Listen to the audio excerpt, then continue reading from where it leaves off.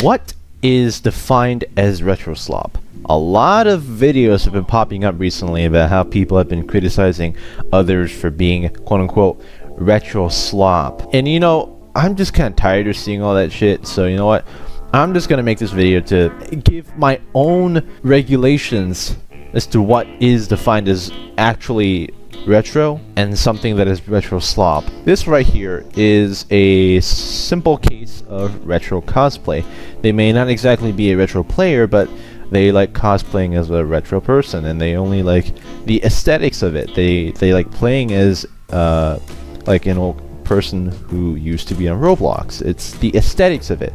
And aesthetics are very important because when we get into retro slop, it's more than just the aesthetics. They start to become pretty fucking annoying, okay? Retro slop is defined as a person who wears so many retro items which are mismatched from different time periods and only plays old Roblox games like Crossroads or Natural Disaster Survival, and likes to pride themselves in trying so hard to be retro that they put how they are so retro in the descriptions of their avatars by using excessive old internet lingo or just flexing about their account age or whatnot, even though that this account was like made in 2024. But wait, oh no, then they use the excuse that they were just on a guest account. Yeah, guest accounts. Yeah, yeah, you know, I was playing Roblox back in 1961 during the civil rights movement on a guest account. Yeah, it sounds pretty fucking retarded now when you hear it that way,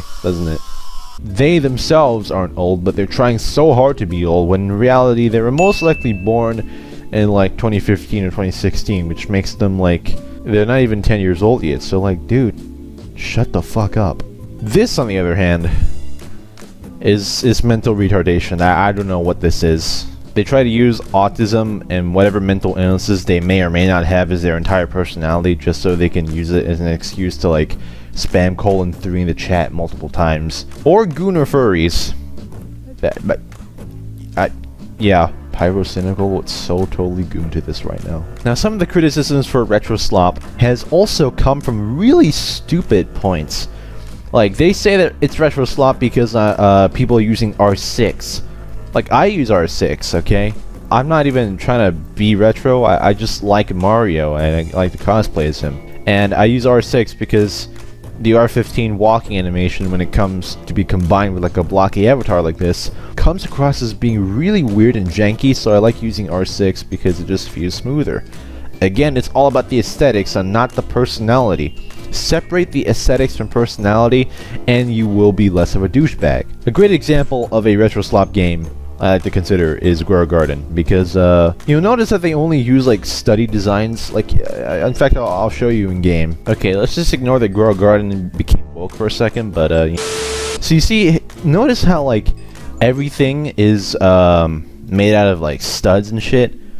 Oh, that's just a poor excuse for the developer to mask up their terrible game design. So they just cover everything with studs so that they can also appeal to like the people who want to be retro. They just want to be retro so badly that they think, oh my god, it's a game for me because it's so old. Look at this. Oh my god, look at all the studs. I'm so old. I could honestly apply for my 401k right now. I could get my retirement benefits. Holy shit. See, this is a perfect example of what's considered retro slop. Anything that uses only like studs for design, and the game as a whole sucks in itself. That's retro slop right there for the games. Real retro games use a lot more than just studs. For example, this is a gameplay footage from Crazy Blocks, the creator behind Flood Escape, all the way back in 2011.